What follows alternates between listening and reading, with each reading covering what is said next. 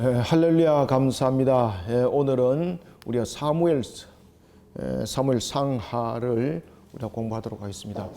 우리가 이제 사무엘서를 통해서 여러분들이 이제 보게 되면은 이제 한 시대가 넘어가는 것을 볼 수가 있습니다. 이스라엘의 이제 전체 역사를 보면은 이제 아브라함으로부터 이제 시작하여서 이제 자손들이 쭉 연결이 되어집니다. 하나님께서 언약을 성취할 때에 이제 이 언약에 대해서 성취하는 그 약속의 내용들이 아브라함을 이제 중심으로 일어나게 되는 거죠.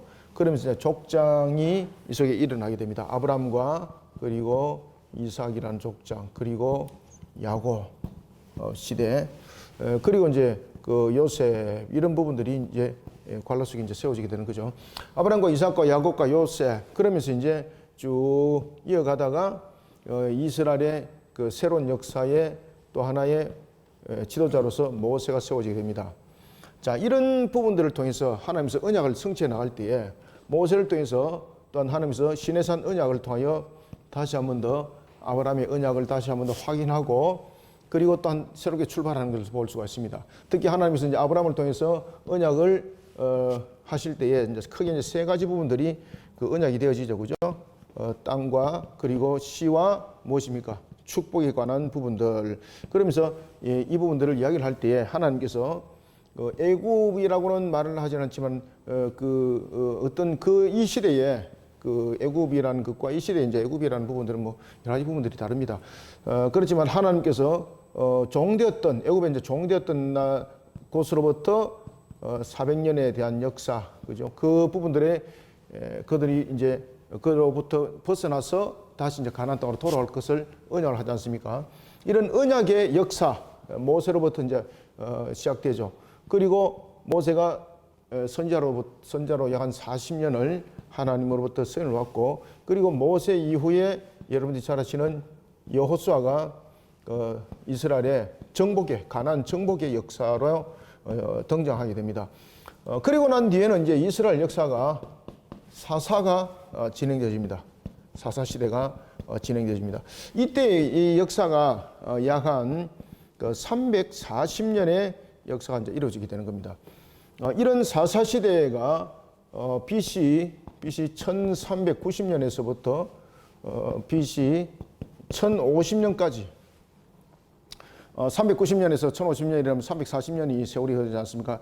왕정기의 역사가 접어들 때까지의 이 역사를 우리가 사사기라 이렇게 말을 하게 됩니다. 그리고 이제 우리가 이제 마지막 사사를 성경에서는 보면 사사기에서는 마지막 사사를 누구라고 설명하고 있습니까? 삼손으로 설명하고 있는 것을 볼 수 있는데 그러나 여러 가지 부분에서 이스라엘의 마지막 사사를 이야기를 할 때는 우리가 사무엘을 마지막 사사라 이렇게 이야기를 하게 됩니다. 자, 이런 이제 이스라엘 역사가 이제는 왕정의 역사로 일어나게 됩니다. 이런 왕정 시대가 이루어지기까지 여러 가지 부분에서 이제 마지막 사사이면서 또한 제사장으로 역할을 했고 그리고 또한 말씀의 선지자의 역할들을 함께 감당했던 복합적인 하나의 내용들을 다 담고 있는 한 사람이 등장하는데 그거가 바로 사무엘이었습니다. 그리고 이제 사무엘로부터 시작해서 왕정 시대가 이제 요때까지는 마지막 사사 시대죠, 그죠? 이제 왕정 시대가 일어날 때 이때가 이제 BC 1050년인데 이때 사울이 왕으로 이제 세워지는 그리고 또 사울이 왕으로 있을 때에 사무엘이 다윗을 기름을 부어 장차 이스라엘의 왕이 될 것을 하나님의 그 사명을 감당하는 것을 우리가 볼 수 있습니다. 자, 이런 과정들을 이 왕정 시대가 이제 일어나기 이 과정, 왕정 시대가 일어나기 이 과정들에 대해서 사무엘이 이제 사역을 펼쳤던 것을 우리가 오늘 사무엘상을 통해서 내용을 보도록 하겠습니다. 특히 이제 사무엘은 그 사람의 이름이죠, 그죠? 사무엘은 우리가 이제 성경이 원래 이제 히브리 원전에서는 사무엘 상하가 안 나눠져가 있습니다. 그냥 사무엘입니다, 사무엘.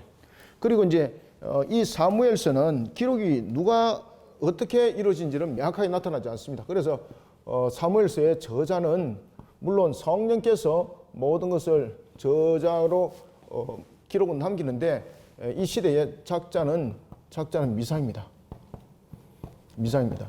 그러나 분명히 이제 우리가 이제 알 수 있는 것은 그냥 이 단순한 미상이 아니라 이가 선지생도 또는 선자였다는 것을 우리가 알 수가 있습니다. 이 사무엘서를 기록했던 사람이 이 사무엘서를 기록했던 사람이 그냥 일반 사람이 기록할 수 없는 내용들입니다. 이 전체적으로.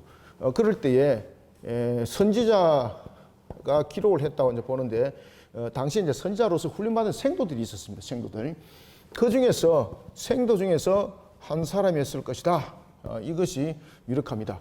그 다음에 이제 시대별로 언제 일어났을 것인가, 이 기록이 언제 시대별로 언제 기록했는가라는 것을 볼 때는 여러 가지 이제 문맥적 부분들과 그리고 이제 그 사건 전개적 부분들로 봤을 때는 그 이스라엘이 분열의 역사가 있습니다.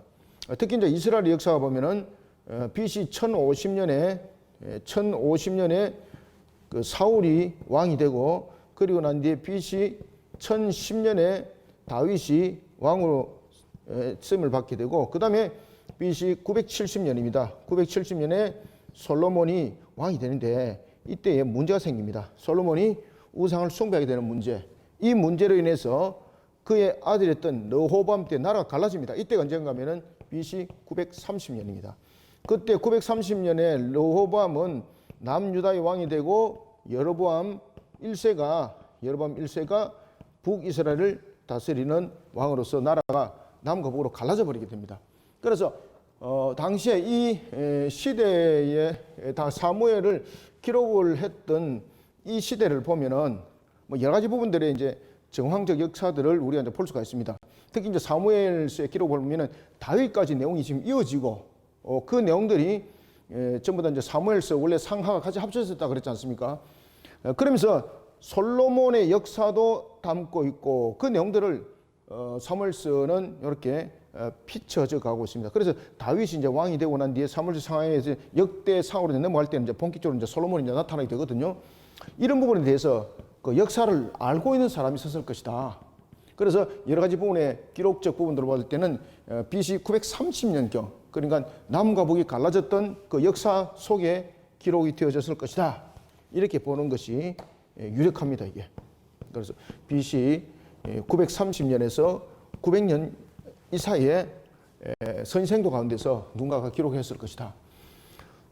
이런 그 역사적 내용들을 담고 있는 사무엘서는 원래 한 권이었는데 우리는 보면 상하로 구별했잖아, 그죠?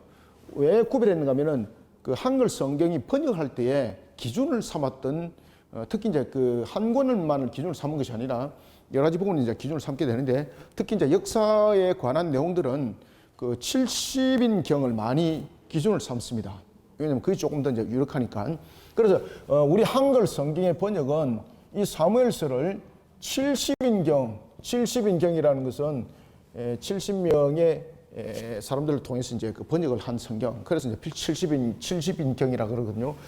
이 70인경의 번역을 따라서 사무엘 상 그리고 사무엘하 이렇게 두 권으로 나눴습니다. 원래는 이것이 한 권입니다. 한 권.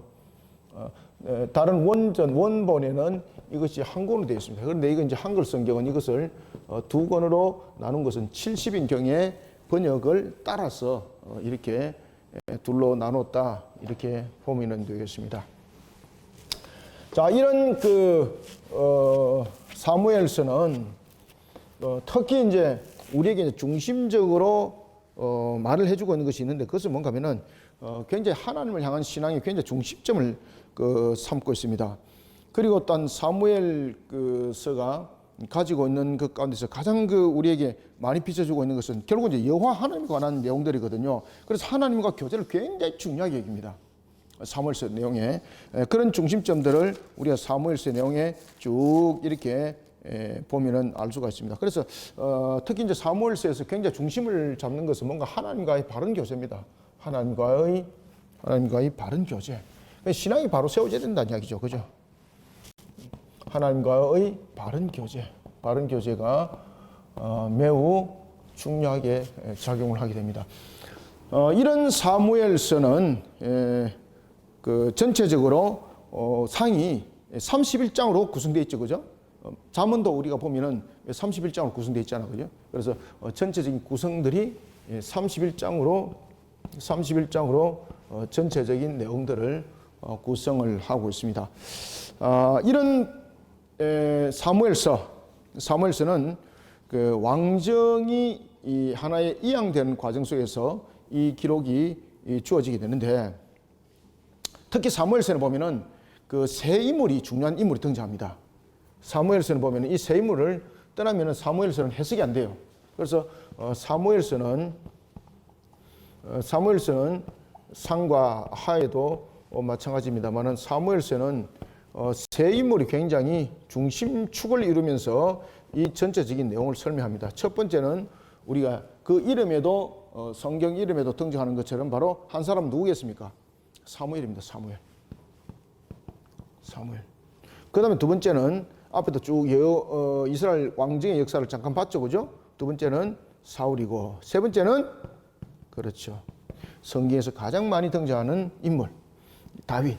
그래서 사무엘서는 세 인물이 중심의 축을 이루게 되는데, 이 세 인물들을 통해서 사건들이 전체적으로 전개되어지는 것을 우리가 볼 수가 있습니다. 자, 이런 사무엘상은 우리가 오늘은 이제 전체적인 개론을 우리가 보고요. 이제 다음 주는 우리가 1장 전체 이제 1절부터 28절까지 뭐 내용이 좀 깁니다만은 중간에 자르든지 아니면은 그냥 진행하든지 뭐 이렇게 둘 중에 선택은 해 나가겠습니다. 자, 이런 사무엘상은 특히 이제 사무엘상은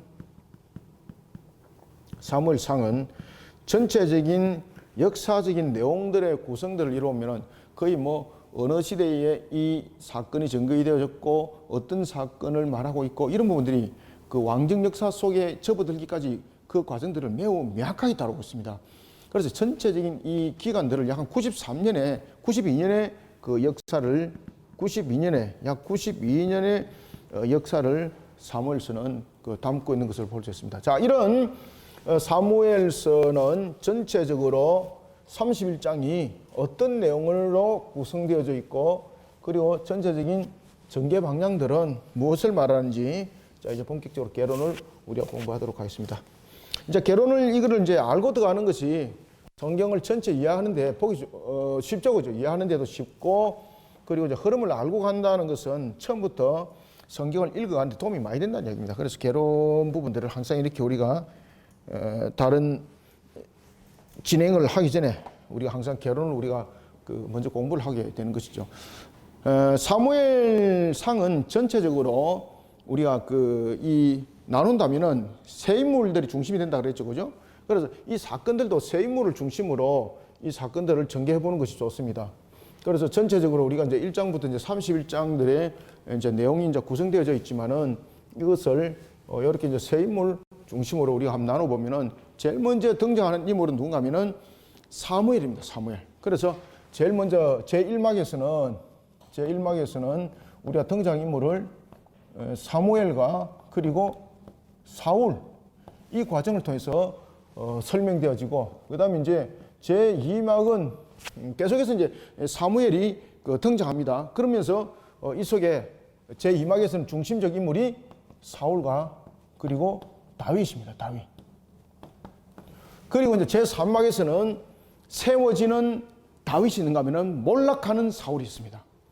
그래서 제3막에는 다윗이 이제 세워지게 되면서 몰락하는 이 사울, 이 부분들을 우리가 전체적인 내용들로 구성으로 이제 볼 수가 있습니다. 그래서 우리가 전체적으로 그러니까 그 사무엘과 사울에 관한 내용들이 전개되어지고 있는 것은 그 1장부터 10장까지 딱 마치 세 번 나눈 것처럼 그렇게 됩니다. 1장부터 10장까지 그 내용들이 이렇게 사무엘과 사울의 내용들을 다루고 있고, 그 다음에 이제 11장입니다. 11장에서부터 19장 중반까지 11장에서부터 19장 중반까지 이 내용들은 사울과 다윗에 관한 내용들을 다루고 있고, 그 다음에 19장 중반절에서부터 이제 31장까지의 이 내용들이 제3막으로서 사울과 다윗과 사울에 대해서 흥한 자와 그 다음에 망하는 자에 대해서 그 내용들을 다루고 있습니다. 누가 과연 흥하는가? 그렇죠. 여기서는 다윗이 쫓김을 당하는데, 여기서는 이제 사울이 완전히 그냥 반전이 돼버립니다. 다윗이 강한 자가 되고 사울이 망한 자가 되는 겁니다. 그래서 사무엘서에서 중심을 잡고 있는 것은 하나님과 바른 교제를 가지십시오. 이런 부분들을 굉장히 핵심적으로 다루고 있습니다. 하나님과 바른 교제를 가지십시오.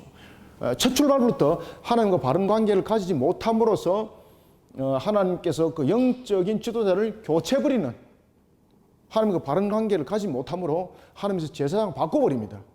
그 과정을 제1막이 설명하고 있습니다. 그 다음에 제2막에서는 사울이 왕이 되잖아, 그죠? 왕인데 하나님께서 사울을 바꿔버려. 왜 그렇습니까? 하나님과 바른 관계가 되지 못함으로. 이런 것들이 마치 공식처럼 되어 있습니다. 그리고 하나님께서 사람으로 인하여서 쫓김을 당하고 무너짐을 당했지만은 하나님께서 그를 회복시킵니다. 누굽니까? 하나님과 바른 관계 속에 세워진 다윗입니다. 그래서 사무엘서의 전체적인 내용은 앞에도 제가 여기 썼죠, 그죠? 하나님과 바른 관계를 세우십시오. 이런 부분들을 사무엘서가 굉장히 중요하게 다루고 있는 것을 볼 수 있습니다. 자, 그러면은 우리가 조금 더 이제 세부적으로 한번 봅시다. 자, 이런 사무엘서 제1막에 등장할 때 제1장부터 제3장까지의 내용들은 무엇을 다루고 있는가? 자, 여기서 보면은 1장부터 3장 속에서 굉장히 중요한 인물이 등장합니다. 자, 1장부터 이제 3장 속에서는 우리가 그 어떤 인물들이 등장하는가 하면은 세 종류의 인물이 등장합니다. 그래서 1장부터 3장까지는 이제 최후의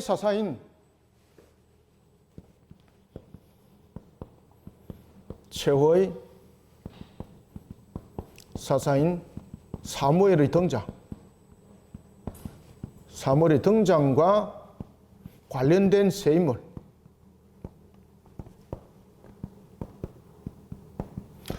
사무엘의 등장과 관련된 세 인물이 1장부터 3장 속에서 전개되어지고 있는데, 특히 최후의 사사인 사무엘과 관계된 세 인물에서 제일 먼저 등장하는 인물이 누구겠습니까? 첫 번째, 어머니입니다. 어머니. 어머니 이름은 무엇입니까? 한나. 자, 그 다음에 두 번째는 사무엘이 사사로 등장하는 데 있어서 그 당시에 영적 상태를 보여줍니다.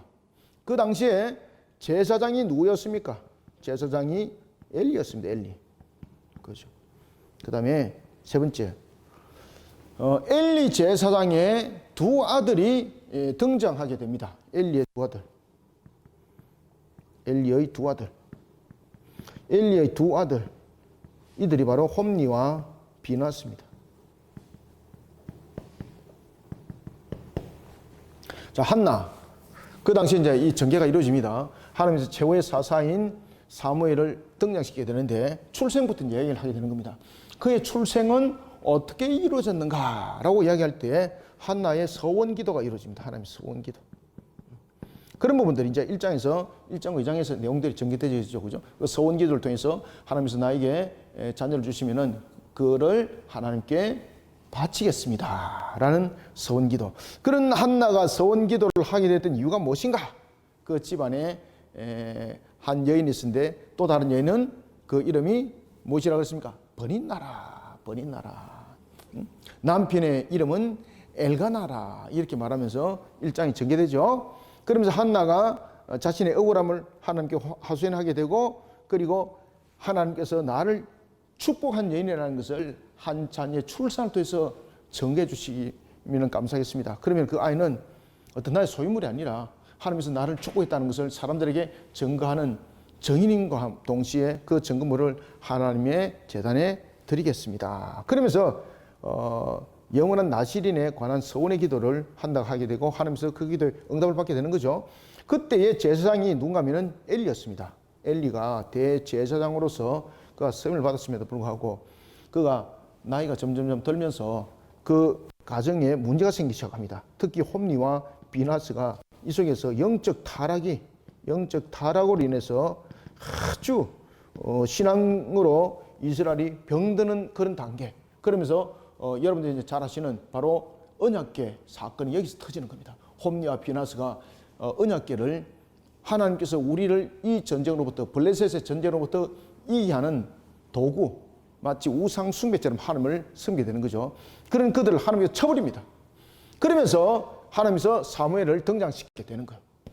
이와 같이 사무엘의 등장은 이와 같이 영적 타락에 만연되어 있던 찌들어 있던 이스라엘을 하나님께서는 어떻게 회복시킨가라는 부분에 대해서 엘리의 제사장 두 아들 홈리와 비나스와 함께 비교되는 사무엘, 이것을 대칭 구도를 통해서 보여주는 장면이 바로 1장부터 3장까지의 내용입니다.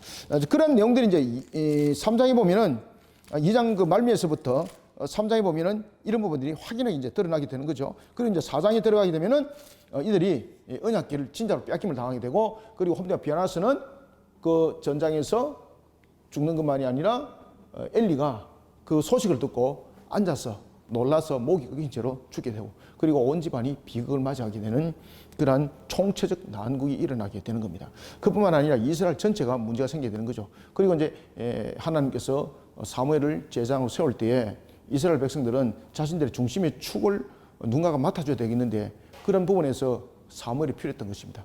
그런 부분에서 이제 우리가 잘 알고 있는 에베네셀의 역사, 이런 부분들이 이제 사무엘을 중심으로 일어나게 되는 겁니다. 자, 이런 부분에서 이제 4장부터 7장까지가 이런 부분들의 중심을 이제 다루고 있습니다. 4장부터 이런 7장까지는 전체적인 부분에 대해서 언약궤 사건이 이 속에 중심을 이루게 됩니다. 그래서 언약궤 사건과 사무엘의 세워짐이 4장부터 7장에서 전개되어집니다. 언약궤 사건, 언약궤 사건, 그리고 사무엘의 세워짐. 특히 이제 사무엘은 그 하나님으로부터 그가 세움을 받았을 때에 우리가 안에 본문을 잠깐 한번 보고 우리가 갈까요? 특히 여러분 보십시오. 언약궤가 뺏겼습니다. 그리고 그가 사무엘상 7장 한번 보세요. 사무엘상 7장에 보면은 그가 이스라엘을 다스릴 때에 권위와 권세로 다스리지 않죠. 이스라엘을 무엇으로 다스립니까? 사무엘이 세워짐을 받고 이때 이스라엘을 다스릴 때에 그가 권위와 권세로 다스리지 않습니다. 무엇으로 이스라엘을 다스립니까? 그렇죠. 신앙으로 다스립니다.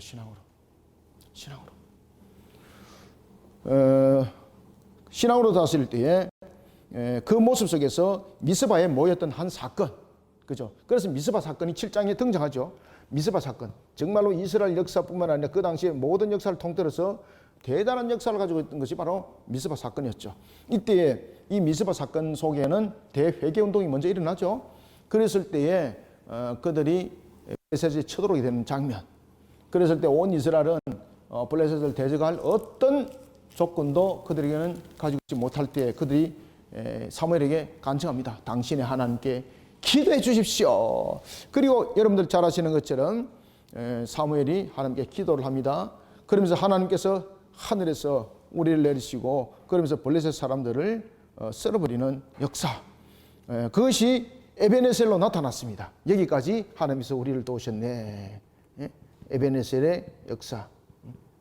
우리가 그 모기업체도 보면은 이름이 에베네셀이죠, 그죠? 여기서 이름 따온 겁니다. 하나님께서 여기까지 우리를 도우셨네. 블레셋을 쳐버리는 거예요, 하나님께서. 그런 부분들이 사무엘상 7장의 12절에서 나타납니다. 제가 한번 읽어보겠습니다. 사무엘이 도를 취하여 미스바와 센 사이에 세워 이르되 여호와께서 여기까지 우리를 도우셨다 하고 그 이름을 에베네셀이라 하였더라. 하나님께서 어떻게 블레셋을 쳤을까요? 앞에도 제가 잠깐 말씀드렸던 것처럼 하늘에서 우레를 내려가지고 그들을 완전히 그냥 어지럽게 혼미하게 만들어서 그들을 다 쳐버렸어요. 강력한 역삼이 그 속에 일어났던 것. 그래서 목엽체도 보면은 이런 신앙 속에서 에베네셀, 하나님께서 우리를 반드시 이해하시고 도울 것입니다. 그때 이 에베네셀의 이름은 무엇입니까? 하나님을 향한 바른 신앙으로 세우니 이렇게 도우셨습니다. 여기에 대한 신앙의 고백입니다. 에베네셀이. 아시겠죠, 그죠? 이런 것들이 사무엘서 굉장히 핵심적인 내용들을 가지고 있습니다. 자, 이런 사무엘서는 이와 같이 4장부터 7장은 이런 두 큰 사건들을 중심으로 축을 이루고 사건들이 전개되어지는 것을 우리가 볼 수 있습니다. 자, 그 다음에 이제 8장부터 10장까지는 이제 여러분들 이 속에 누가 등장하겠습니까? 자, 이제 8장에 넘어가게 되면은 잘 보십시오. 백성들이 왕을 요구하죠. 백성들이 왜 왕을 요구하죠? 자, 여러분들 여기서 우리가 엘리의 두 아들 홈리와 비나스 봤죠, 그죠? 이 홈리와 브이나스가 영적 타락을 하지 않습니까? 왜 백성들이 사무엘에게 왕을 요구를 하는가 하면은 이미 왕은 하나님이잖아요. 그리고 사무엘이 그들을 다스리고 있잖아요. 근데 왜 왕을 요구를 했을까요? 그들에게는 두 가지가 큰 문제였습니다. 첫 번째는 그 당시에 이 가나안 지역에는 국가들이 왕국들이 많았었습니다. 그 왕들은 족속들을 다스리기 위해서 왕이 뒷전에서 명령을 했을까요? 앞장서서 싸웠을까요? 그 당시에 왕들은 용맹하고 힘도 있고 탁월함이 있어야 됩니다. 뒤에서 말만 하는 그것은 왕이 자격이 없었습니다. 그 당시에 왕은 전부 다 제사장급들이었습니다. 그리고 왕들은 하나의 신들과의 결탁을 가지고 있는 사람들이었습니다. 그래서 왕들의 이름들이 대체로 보면 전부 다 그 당시에 그 자신들이 섬기고 있는 우상과 결탁을 맺은 이름들이 그 이름들이에요. 왕들의 이름이. 이렇게 자신들보다도 가나안이라든지 이런 족속들을 볼 때는 이런 왕들이 자신들을 위해서 싸워주고 이겨주고 뭐 이러니까 뭐 얼마나 힘이 생겨, 그죠? 그걸 보는 거예요, 그것을. 야, 우리에게도 저런 왕이 있으면 얼마나 좋겠노. 그런데 여러분, 하나님께서는 전지하시고 전능하신 하나님이지 않습니까? 블레셋을 여러분들이 잘 아시는 것처럼 얼마 전만 해도 이 미스바에 있을 때 에베네셀의 역사, 그들은 반드시 기억해야 되거든요. 근데 사람들은요, 망각이라 참 눈에 보이는 것이 늘 보기 좋은 떡만 늘 보기를 원해요. 눈에 보이는 현실 속에도 더 많은 것을 요구하는 것이 우리 인간들의 모습이거든요. 죄성 속에 나타나는 그 모습이 그대로 나타나는 거죠. 그러니까 원래 이런 말 있잖아요. 나무 떡이 어떻다? 커 보이고 먹기 좋아 보인다. 딱 그 모습 그대로입니다. 그러니까 우리도 가나안의 다른 족속처럼 왕을 두면서 그 왕이 누구를 위해서? 우리를 위해서 싸워서 이겨주고 그런 왕이 필요하다는 거죠. 그런데 세상의 왕들은 눈으로 볼 때는 그들을 대신해서 싸워주고 이겨주는 왕이지만 결국은 그들에 의해서 그들은 지배를 당하고 그들로부터 모든 부분들이 하나의 주종관계가 형성되는 이런 모습이 아니겠습니까? 그런데 그것은 안 보는 거죠. 자신들을 대신해서 이겨줄 수 있는 왕, 그런 왕이 필요했습니다. 첫 번째. 두 번째는 왜 세상의 왕들, 자신들이 눈으로 볼 때에 그 당시에 애굽에도 왕이 여러분들 보시면은 그런 것들이 있었고 주변에도 그런 왕들이 있었거든요. 그런 왕들이 있었는데 왜 이들이 왕을 요구를 했을까요? 첫 번째는 세상의 왕들이 자신들을 앞장서서 싸워서 이겨줄 수 있는 대리적 만족을 채워줄 수 있는 왕으로 생각했기 때문에 왕이 필요했고요. 두 번째는 뭔가 하면은 누구의 아들이 문제였겠습니까? 사무엘의 아들이 문제입니다. 엘리의 아들처럼 이 사무엘의 아들들이 타락을 해가지고 문제를 일으키는 겁니다. 그러니까 백성들이 사무엘을 찾아옵니다. 당신은 이제 나이가 많아 늙었고 당시의 통치와 영역이 옛날 같지 않고 이 아들들이 우리를 다스리는 지도자로 있는데 도대체 이들을 믿을 수가 없다. 이 아들들. 엘리의 아들이었던 홈리와 비나스 똑같다 이거. 그래서 백성들이 불만이 가득합니다. 그러니까 사무엘이 이 두 아들 문제로 인해서 고민하기 시작하는 거죠. 그래서 이 두 가지 조건들을 가지고 왕을 세울 수가 없는 거예요. 왜냐하면 왕을 세워서는 안 된다는 거죠. 예, 이미 하나님이 왕으로 있기 때문에. 그렇지만 신명기에도 보면 하나님께서 그들이 왕을 요구를 할 때 왕을 세우라는 그런 내용들의 구절들이 있거든요. 하나님께서 사무엘에게 말씀을 주세요. 그들이 원하는 대로 왕을 세우라. 그런데 왕을 세우는데 조건이 있습니다. 왕의 조건이 뭔가 하면은 하나님의 마음에 합한 자. 요 기준을 딱 정해놓습니다. 자, 이러면서 등장하게 되는 것이 바로 9장에 베냐민 지파의 기스라 이름하는 유력한 사람이 있는데 그는 아비엘의 아들이요 이러면서 나타나는 한 사람이 있습니다. 그가 누구겠습니까? 사울이었습니다. 사울이 처음에 왕으로서 인침을 받을 때에 그는 하나님의 마음에 어떤 자였다고요? 합한 자였습니다. 자, 사무엘서의 기준이 계속해서 무엇을 말하고 있다고요? 하나님과 바른 관계를 세우십시오라는 것이죠. 하나님과 바른 관계를 세운다는 것은 무엇입니까? 하나님의 마음에 합한 자. 여기 이제 사무엘서에 계속해서 강조되어지고 있는 것입니다.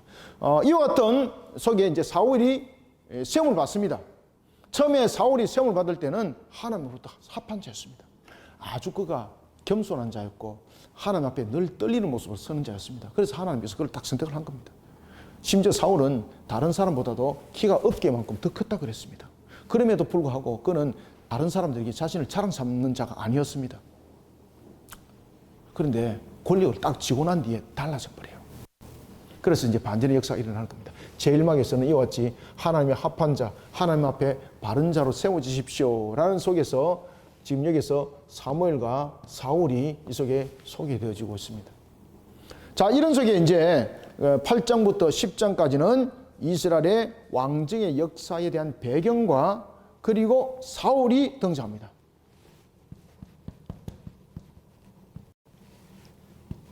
이스라엘 왕정의 시작의 배경 첫 번째, 그 다음에 두 번째는 이 속에서 사울의 등장이 이 8장부터 10장 사이에 이 내용들이 전개되어지는 것을 우리가 볼 수가 있습니다. 자, 1막은 이런 관계 속에서 전체적인 진행이 이루어지게 되는데 이런 1막의 역사들이 한 몇 년 정도 역사를 이렇게 담고 있을까요? 이 역사 내용들은 거의 시발점과 끝점들이 명확하기 때문에 역사적 계산들이 거의 명확하게 나와요. 이때 다루었던 역사적 내용들이 약 한 53년의 역사를 다루고 있습니다. 53년. 약 53년의 역사.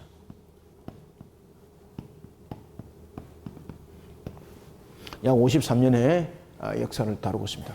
자, 그 다음에 이제 두 번째는 그 11장부터 그 19장까지의 내용들을 다루고 있는데 이것은 이제 전체적으로 두 사건으로 나눌 수 있습니다. 하나는 사울이고 하나는 다윗이고 이런 부분들의 인물들을 우리는 바라볼 수 있습니다. 처음에 사울은 하나님께 어떻게 했을까요?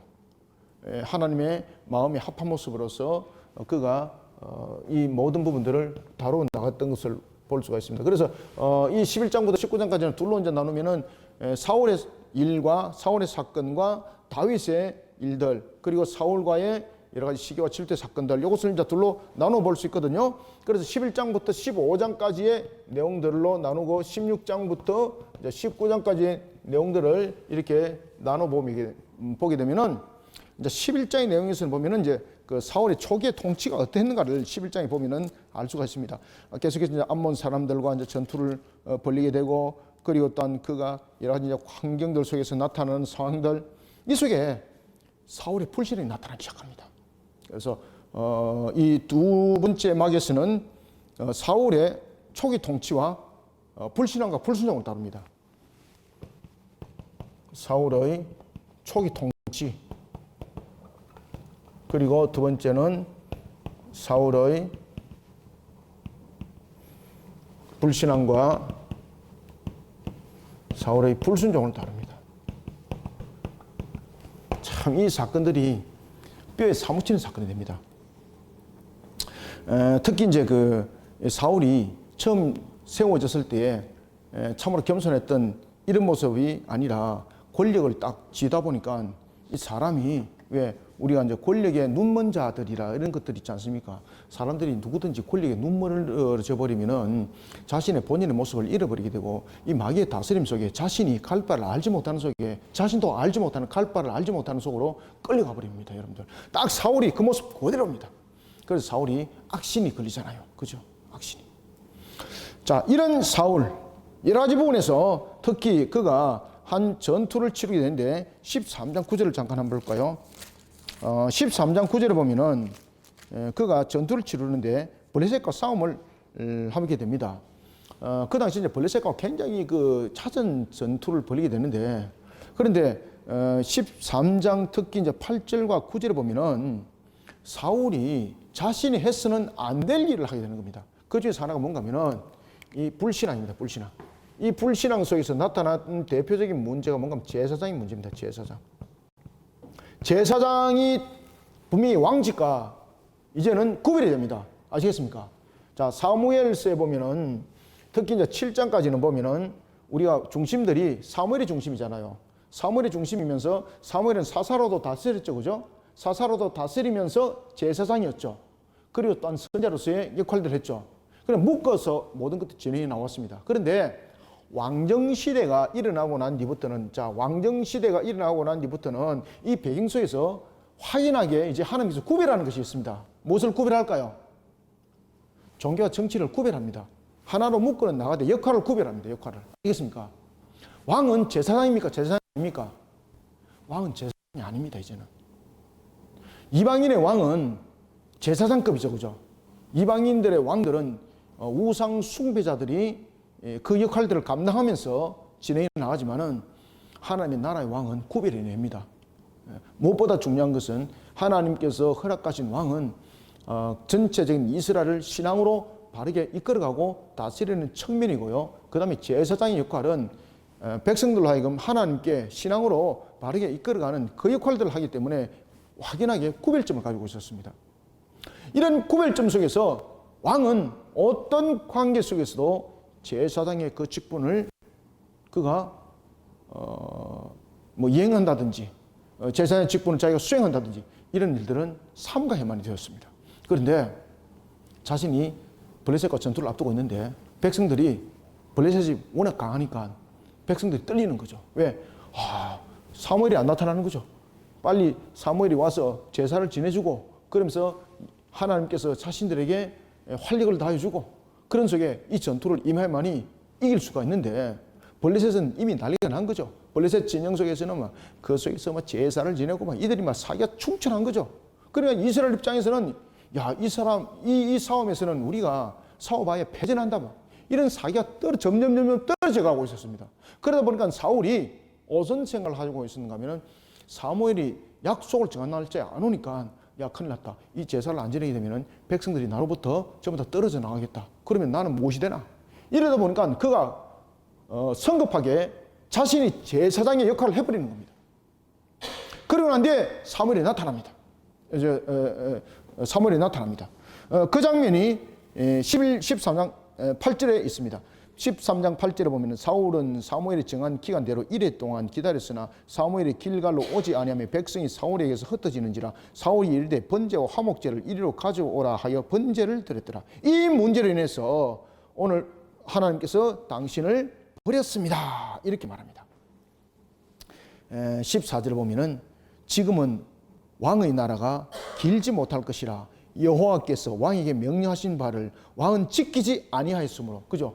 하나님께서 제사장과 왕의 구별점을 정해놨는데 이것을 자신이 권력의 다스림 속에 하나의 제사장의 그 직분을 이용을 하게 되는 그런 말도 안 되는 우스운 사건들이 벌어졌던 것입니다. 그래서 이제는 왕이 하나님으로부터 멀어졌습니다. 그러니 왕은 길지 못할 것입니다. 그게 바로 13장 14절입니다.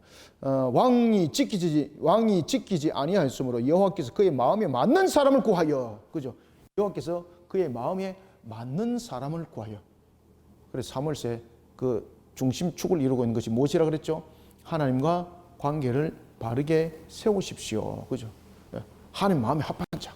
당신은 하나님 마음에 이제 합한 자가 아니기 때문에 하나님께서 당신을 더 이상 서질 않습니다. 세우지 않습니다. 하나님께서 당신을 대신하여서 하나님 마음에 합한 자를 세울 것입니다. 당신의 이 통치 기간은 길지 아니할 것입니다. 그렇죠? 자, 이래 되면은 사울이 정신을 차려야 되잖아요. 그런데 사람이 권력에 멀어지게 되면은 이런 것들이 귀에 들린다, 안 들린다? 안 들립니다, 여러분들. 그런 속에 사울이 악신이 그 속에 임하게 되는 겁니다. 그런 사건들이 이제 이후에 전개되면서 한 사람이 등장하게 되는데 그가 누구였겠습니까? 맞습니다. 다윗입니다. 그리고 또한 사울이 불신앙과 불순종 속에서 이 어떤 불신앙은 제사장으로서의 자신이 행해서는 안 될 일들을 범했고, 그 다음에 두 번째는 이 사건이 결국은 사울이 쫓김을 당하는, 하나님으로부터 왕권을 박탈당한 대사건이 여기서 벌어집니다. 아말렉과 전투 속에서 하나님께서, 아말렉은 특히 이제 가지고 있는 것들이 모든 것이 거의 다 우상 숭배적 요소를 가지고 있었거든요. 특히 이제 가나안 지역, 그런 메소포타미아 지역 속에서 만연하게 일어났던 우상 숭배는 하나님을 향한 신앙을 그냥 삼킬 정도로 강력했습니다. 그러다 보니까 하나님께서는 이 사울을 통해서 아말렉과 전투 속에서 나타나고 있는 어떤 것들도 전리품으로 취하지 마라. 그러면서 어떤 명을 내렸을까요? 아말렉을 전부 다 진멸시키라고 그랬습니다. 심지어 짐승조차도 남겨주지 마라 그랬습니다. 그런데 사울이 전투를 치르면서 아말렉 왕이 그 당시에 누구였습니까? 아각이었거든요. 아말렉의 아각을 살려두는 겁니다. 왜 살려두었겠습니까? 아각이 협상을 한 겁니다. 나를 살리게 되면 당신들이 원하는 보화라든지 이런 것들 다 주겠다. 살려놓습니다. 그리고 두 번째는 하나님께서 그 짐승들, 특히 이제 아말렉이라든지 이런 부분들이 가지고 있는 그들의 짐승들이 어떤 이 내용들을 담고 있는가 하면은 그냥 단순한 짐승이 아니라 우상의 제물들입니다. 우상의 제물들. 사울이 그 짐승들을 보니까 아주 기름지고 탐스러운 겁니다. 그래서 그 제물들을 자신이 취하는 겁니다. 취하여서 어떻게 사용하는가 하면은 자신이 왕으로서의 추앙과 추대를 받고 그런 부분에 백성들에게 전리품으로 주면서 자신이 야 역시 우리 왕이야 뭐 이런 것들 아니습니까? 이런 추앙을 받는 부분에 이 제물을 딱 쥐고 있는 거예요. 그러니까 나중에 이 두 부분들이 사무엘에게 들킴을 당합니다. 사무엘이 들킴을 당했을 때에 그가 변명을 하게 됩니다. 이 짐승도 하나님께 예물로 드리려고 그랬다. 근데 하나님께서 예물로도 아예 드리지 마라 그랬지 않습니까? 왜 그러냐면 이 아말렉과 이 모든 부분들에서 결탁되어지는 연관되어 있는 짐승조차도 전부 다 우상 숭배와 관계되어 있었거든요. 그렇기 때문에 하나님께서는 그 우상 숭배 예물도 전리품으로 안 받겠다는 이야기입니다. 그래서 전부 다 지멸하라고 그랬는데 사울은 그것을 자신의 눈에 보기 좋은 대로 관찰하고 선택을 해버린 거죠. 그런 불순종. 이 불순종으로 인해서 하나님께서 사울을 완전히 왕에서 날려버린다고 말을 하는데 그 유명한 한 말이 있습니다. 그것이 바로 뭔가 하면은 순종이 제사보다 낫다. 이것이 사무엘상 15장 22절에 나타나죠. 그죠? 사무엘상 15장 22절에 순종이 제사보다 낫다. 이 말씀이 적용되어지는 걸 볼 수 있습니다. 자, 이런 역사는 얼마 정도의 역사를 담고 있는가 하면은 약 한 29년의 역사를 담고 있습니다. 약 29년.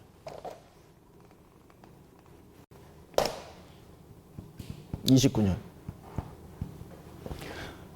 그리고 이제 그 16장, 이 전체적인 제2막입니다. 11장부터 15장, 16장, 17장, 18장, 19장, 여기까지 전체적으로 이제 약 한 29년의 세월을 담고 있습니다.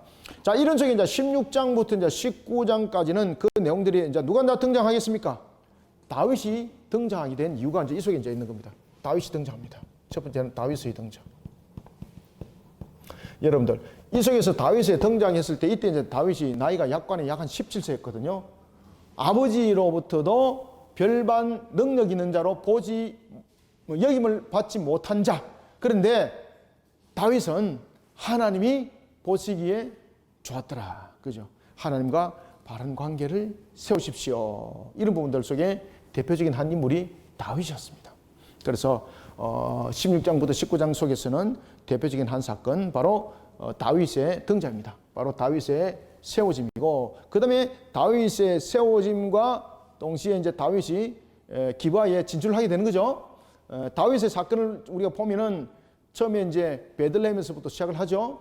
베들레헴에서부터 시작을 해서 그가 이제 등장할 때 기브아에 나타나죠. 기브아에 나타났던 것은 악신을 쫓는 부분에 쓰임을 받는 겁니다. 그리고 난 뒤에 이제 블레셋의 다윗과 골리앗과 그 전투 속에서 그가 골리앗을 물리치는 그 사건, 이런 사건들이 나타나죠. 그러면서 기브아에 그가 진출을 할 때에 많은 사람들은 모든 전투에 이기는 다윗. 그래서 사람들이 동료를 만들게 되는 거죠. 사울도 능력 있고 용감한데 사울은 일당천이라고 말한다면 다윗은 그보다도 더 강력하다. 그러면서 동료를 만드는데 사울은 천천히 다윗은 만만이라고 이렇게 하니까 사울의 입장에서 악신이 들여진 상태 속에 있는 사울이 다윗을 똑바로 보겠습니까? 시기하는 거예요.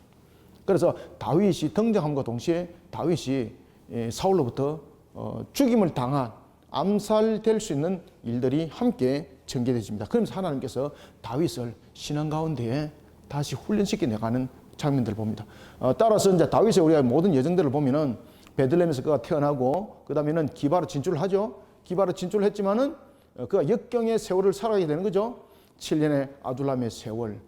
그렇지만 아둘람으로부터 그가 건짐을 받아서 새롭게 출발하는 듯 했지만은 또한 그가 기다림의 여정의 세월을 살아갔던 것이 헤브론이었죠. 그죠? 그래서 이런 큰 요소를 담고 있습니다. 그리고 난 뒤에 이제 하나님께서 그를 이제 남과 북의 통합적 왕으로 세우고 그를 쓰임을 받게 되는데 그것이 바로 시온이었던 예루살렘이었습니다. 자, 이런 과정들이 이제 펼쳐지는 겁니다.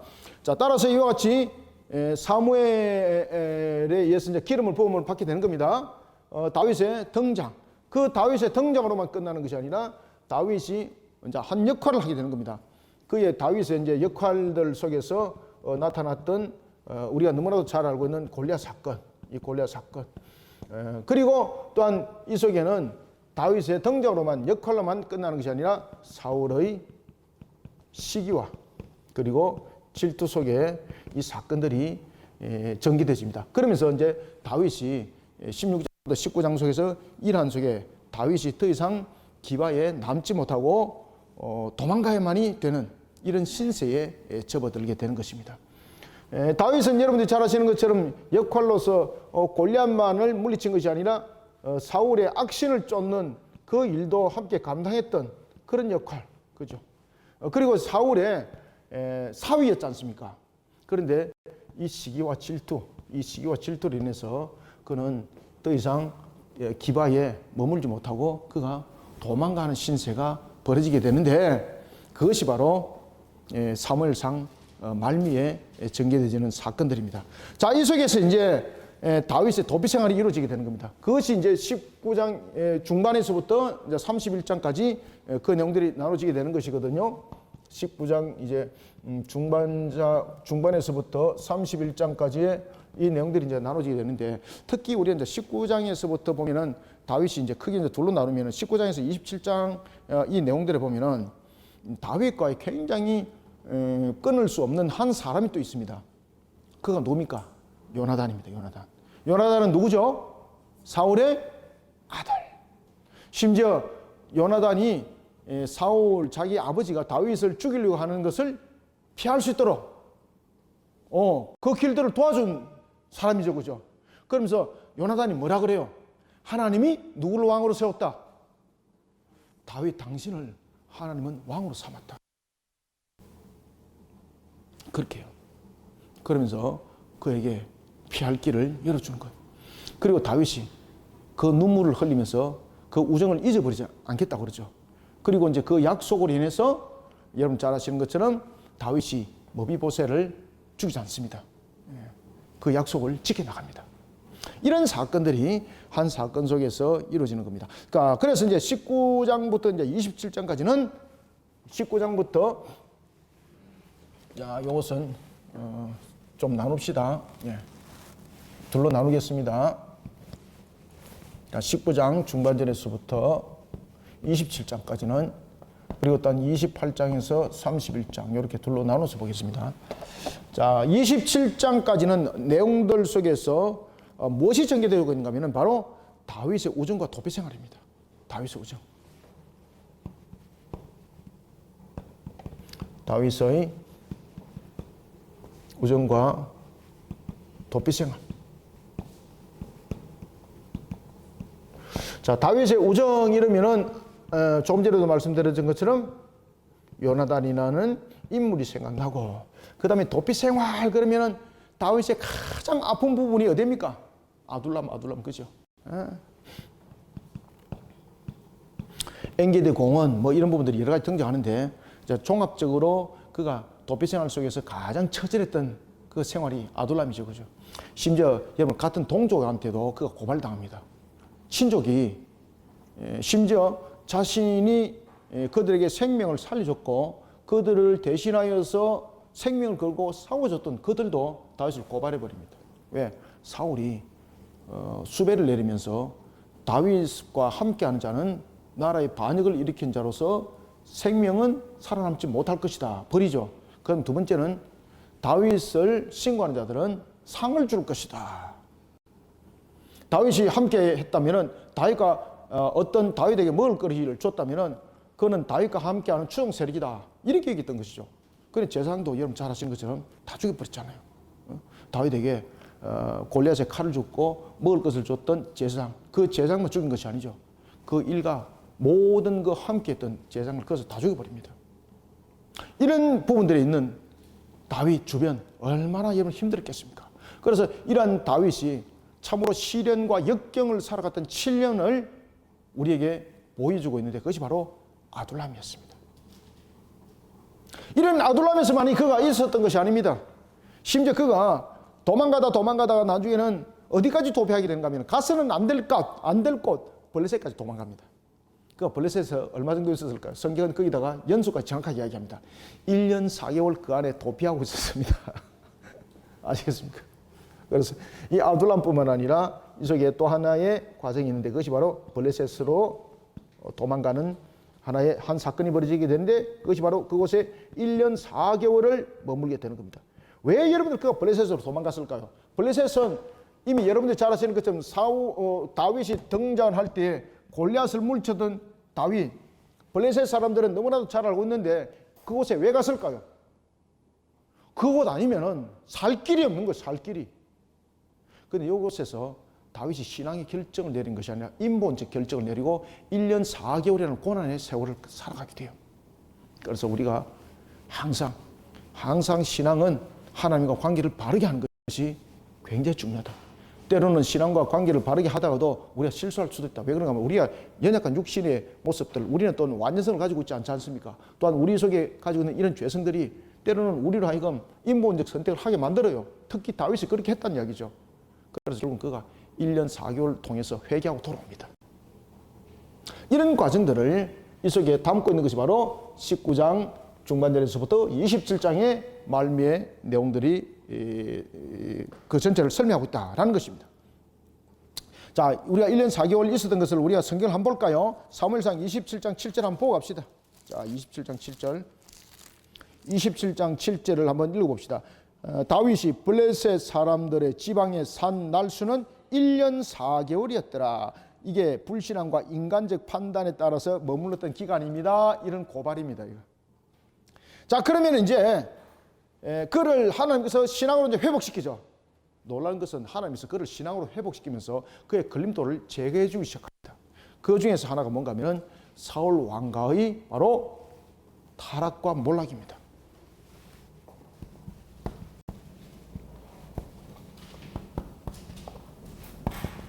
타락과 몰락.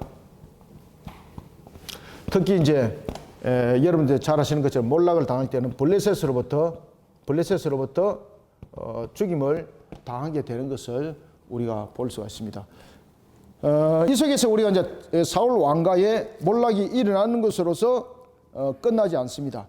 이제 이 부분들이 이제 사무엘로 이제 그 하로 이제 연결되면서 이제 서서히 누가 부각되고 등장되었습니까? 바로 다윗이 이제 본격적으로 드러나는 것을 볼 수가 있습니다. 자, 이런 우리가 제3막의 역사가 좀 깁니다. 자, 여러분 사울이 왕이 된 지가 몇 년입니까? 사울이 왕으로서 다스린 지가 40년이 됩니다. 그죠? 그런 40년 속에서 이 부분들은 여기서부터 이제 40년이잖아요. 이 40년 속에서는 약 한 10년의 이 기간들이 이렇게 복잡다단하게 이 내용들이 전개되십니다. 이 내용들이. 그래서 이제 전체적으로 보면은 이스라엘 역사의 전체적인 약 한 92년에서 약 93년의 내용들을 전체적으로 보면 앞에도 제가 92년의 내용들을 다루고 있다고 그랬죠. 약 92년에서 93년의 이 내용들을 사무엘서는 이와 같이 제3막을 통해서 내용들을 전개해 나가는 것을 볼 수가 있습니다. 자, 오늘은 우리가 이제 개론적 측면에서 전체적인 것을 이렇게 보았습니다. 특히 이제 사무엘의 그 과정들을 우리가 보면서 그리고 또한 우리는 사울의 과정을 보면서 항상 하나님과 바른 관계를 하지 못하면은 사무엘도 그렇게 위대했던 사무엘도 그의 아들들이 넘어짐을 당하더라. 그죠? 심지어 이제 다윗도 보시면은 골리앗을 물리치고 이겼던 그도 실수함에 인하여서 어디까지 가더라? 블레셋까지 가더라. 이게 우리의 모습들이에요, 여러분들요. 그래서 우리가 항상 신앙은 자만할 수가 없어요. 신앙은 나는 틀림없어요. 그런 소리는 하면은 안 됩니다. 베드로입니다. 베드로 그랬죠, 그죠? 나 틀림없어요. 그런데 틀림없이 배반하지, 그죠? 네. 그래서 항상 신앙은 겸손하고 항상 신앙은 긴장의 끈을 동이 매는 것이 참으로 중요합니다. 그리고 신앙은 항상 하나님의 말씀을 지켜 준행하는 것이 중요합니다. 그래서 하나님과 관계를 바르게 세웁시다. 이 내용들을 우리가 이제 전체적으로 공부하게 됩니다. 자, 오늘은 결론을 가지고 공부했습니다. 자, 다음 주에 이제 사무엘상 1장으로 만나겠습니다. 감사합니다. 수고하셨습니다. 하나님 감사합니다. 주님께서 우리에게 이제 새롭게 사무엘상의 문을 열어주시고 주신 말씀으로 다시 한 번 더 일어서게 하시니 감사합니다. 하나님의 말씀을 통하여 우리가 하나님과 관계를 바르게 세워나가는 일에 전력을 다하고 우리의 신앙들이 오직 주를 향하는 모습들이 될 수 있도록 주어진 말씀이 우리의 빛이 되고 등불이 될 뿐만 아니라 우리의 알곡이 되고 꼴의 양식이 되게 하여 주옵소서. 하나님이여 감사합니다. 오늘 우리 개론을 통하여 전체적인 사무엘상의 31장의 내용들을 살펴보면서 항상 신앙은 완전함이 없고 항상 신앙은 오만함과 교만함이 함께하면 무너짐을 당한다는 것을 다시 한 번 더 우리는 돌아보면서 이제 1장을 시작하고자 합니다. 우리 모든 성도들 오늘도 주신 말씀을 상과 만판 속에 잘 새겨서 모든 여정 속에 흔들림 없게 하여 주시고 모든 여정 속에 오직 주님의 영광의 결실만을 맺게 하여 주옵소서. 우리에게 이미 말씀을 조명해 준 것은 이 말씀 속에 결실을 맺으라고 주는 것이오니 우리가 또한 실수하여 객길로 가는 자들이 게으름치는 자들이 되지 않기를 소망합니다. 오늘도 이란 속에 우리 모든 성도들 하나님을 향한 말씀의 신앙의 중심에 세워지길 소망하며 예수님의 이름으로 기도드립나이다. 아멘.